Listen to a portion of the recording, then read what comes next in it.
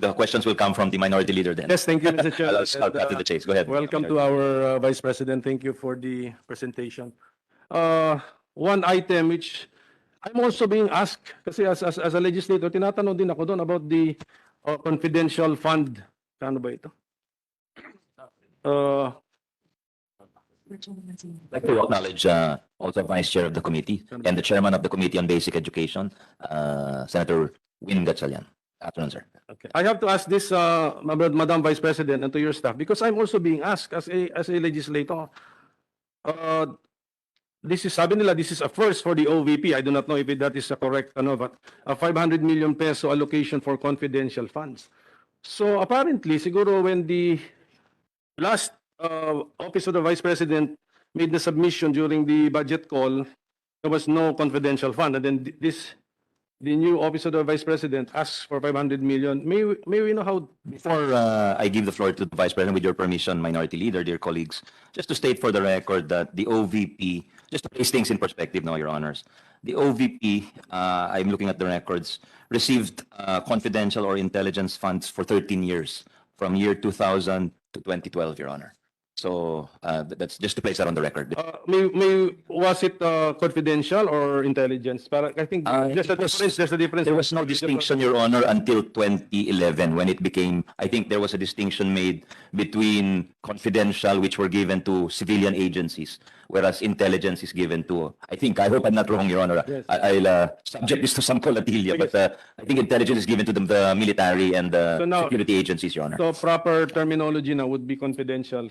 Proper terminology now that is how I understand. Yes, Your Honor. So, it may have been given before, let us say, in amounts of 5 million pesos in 1 year, but this time kasi 500 million pesos in 1 year. So may we know how are we also to answer the questions asked of us, how to justify this item in the OVP's budget? Yes. Yes, I'd like to repeat the manifestation of Senator Angara, Your Honor. Since 2003 to 2012, there were funds, intel and confidential funds that were granted the Office of the Vice President. And as to the amount, Your Honor, and the propriety of the confidential funds, as we have manifested in the House of Representatives, we leave it to the honorable members of the Senate to decide on this matter, Your Honor. Thank you, Madam Vice President. So when you made that statement, pala, that refers exactly to the same item in the budget. So thank you for that. And then ang nakikita ko lang po kasi is the plan is also to build a permanent home for the Office of the Vice President, and I think there is an amount here of 10 million for land acquisition. So have we already identified the specific lot that we intend to acquire or purchase for the permanent home of the OVP? Yes, Your Honor. Right now, we are talking to GSIS of properties under them that can be donated or sold to the Office of the Vice President as a permanent property of the Office of the Vice President. We initially allotted 10 million for thinking of a down payment just to secure the contract for next year, and then ask for additional amounts for multi-year payments of the property. Do we already have an idea, Madam Vice President, of the total acquisition cost of the lot? And then do we have an idea already now of the total cost of the structure itself? Right now, sir, we are looking at one property only, and that is the Coconut Palace.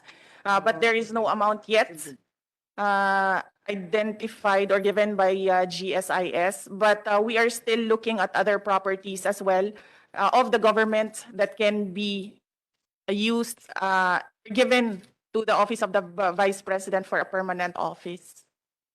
At least we know the medium to long-term plan of the Office of the Vice President. So, kasi tatanong ko nga sana yun, why not use the Coconut Palace? Yung pala, this time, it's a purchase of the, possible purchase of the Coconut Palace and maybe renovation to accommodate yung mga museum, something na mga plano po natin.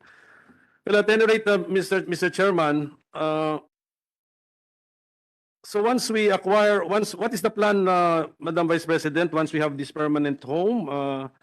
We will no longer maintain the satellite offices that we are currently maintaining? Um, Your Honor, we still intend to continue the satellite offices because these are the offices that cascade down the projects of the central office. Particularly when we came in, we saw that the medical and burial assistance of the Office of the Vice President, which started during the term of Vice President Noli de Castro, was concentrated in the NCR area. So the satellite offices deliver those assistance to the areas where we established them. Then siguro talagang tinangkilik yun, ano? Our constituents really availed of the medical and burial services.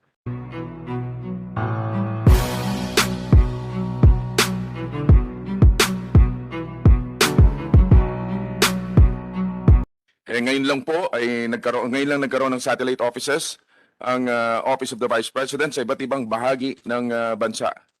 I am confident that with these reforms, the OVP will not only bring service closer to the people, but more importantly, bring us service closer more to the people.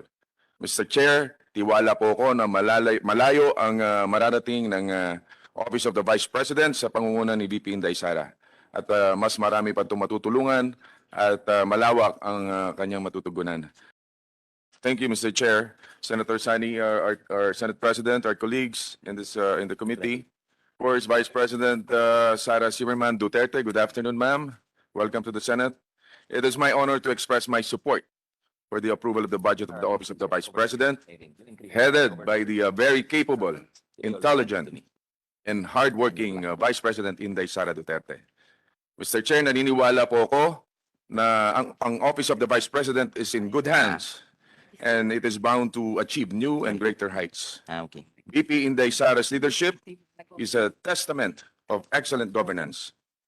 Her long, remarkable experience as local chief executive of Davao City is a comforting assurance that she will be able to empower the office more to provide policies and programs that will ultimately uplift the lives of all Filipinos.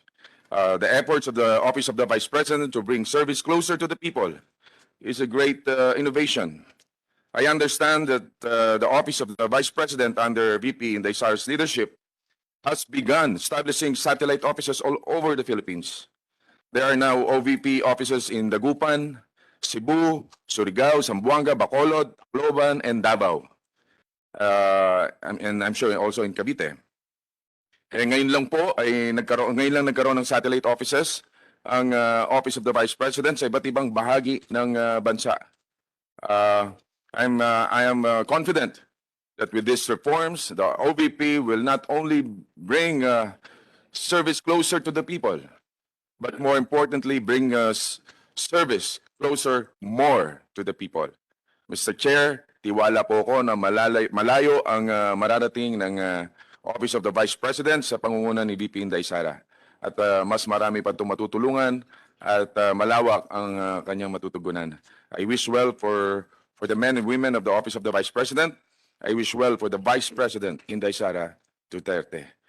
At this juncture, after the question siguro of my very good friend, ilang katanungan lang, and then I move for the submit na natin ito sa plenary, no? Thank you, Mr. Chair. Hindi, okay. Mabilis talaga si Senator Revilla. Sa panahon ni President Gloria and Vice President Noli na magkasama pong nanalo ang presidente at vice presidente. Kaya napakasal po ng trabaho ng ating Vice President ngayong administrasyon. She will work closely with the President, and on top of that, she will also spearhead one of the most important agencies in the country, the DepEd. Overall, she will play a vital role in nation building, economic recovery, and addressing educational gaps in our country. For 2020, a chunk of OVP's budget will be allocated for good governance and social services. I am confident that with the leadership of Vice President Sara, these programs will not only be successful, but also beneficial to our countrymen. I am also very much optimistic with the help of the Office of the Vice President. We will soon recover from this pandemic. And knowing the Vice President Sara, since she started her public service po, alam ko pong magagamit sa tama ang pondo ng gobyerno at walang masasayang. Stricto po si Vice President Sara pagdating po sa paghawak ng pondo ng gobyerno. Mas stricto pa po yan sa dating Pangulong Rodrigo Duterte. Salamat. Again, I would like to reiterate my full support for the budget of the Office of the Vice President at saka po sa Mr. Chair. Thank you very much, Senator Bongo, Vice Chair of the committee. I'm sure your support is very much appreciated. Now we turn it over to the Senate President for hopefully the last intervention of the afternoon. Without further ado, we'd like to second the motion of Senator Bong Revilla in approving the budget of the OVP on committee level to the plenary level once we resume our sessions on November. Congratulations, po. Thank you very much, Your Honors. Thank you, Mr. President, and congratulations to the OVP. We thank them for their presence, the personal appearance of VP Sara, and we'll favorably endorse it, without prejudice to any requests that they may make towards our committee. Thank you very much, Madam Vice President.